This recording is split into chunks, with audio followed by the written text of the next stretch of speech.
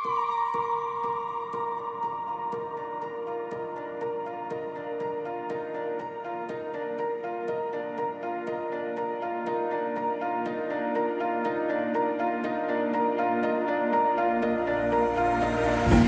morning, as I woke up, I prayed to God to give us perfect weather to achieve our dream garden wedding that we have planned. And yes, we're finally getting married. I thank God so much dahil binigay ka niya sa akin sa tamang panahon, sa tamang oras, in a very unexpected way. God's plan is indeed way better than ours.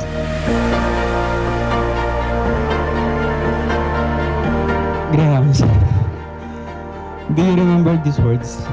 Pakakasalan kita after 2 years. Kahit hindi pa tayo ng mga oras na yan, yan ang gusto kong sabihin sa'yo. Sa nililigaw ka pa lang, you keep on saying na pakakasalan mo ko. Alam mo, di ako naniniwala nung una. But the universe heard you. Ang lakas mo kay Lord. Kasi after 2 years, na tayo.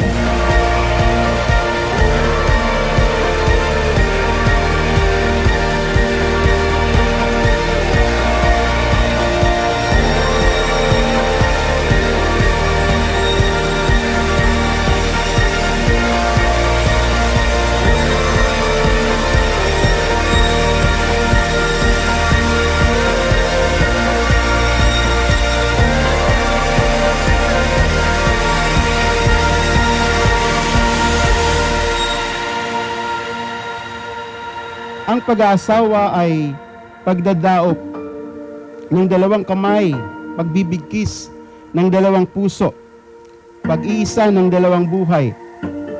Ang kasal na ito ay tatayo dahil sa inyong pag-ibig at pagtitiwala sa bawat isa. They say love like this comes once in a lifetime.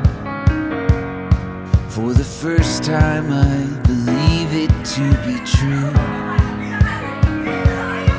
All of my friends say, when you know,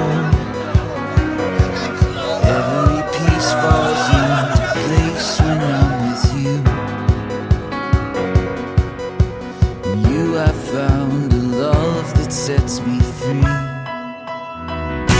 You are the best thing that ever happened to me. When you hold me, I know that I have everything. It's blue skies, big dreams, billion places to explore. And I will be with you forever. Forever I am yours. Forever. Ngayon, Grahams, hanggang sa pagtanda, sabay natin haharapin ang mundo ng magkahawak ang kamay. I love you, Grahams. Mahal na mahal kita. The love that sets me free. Love you too.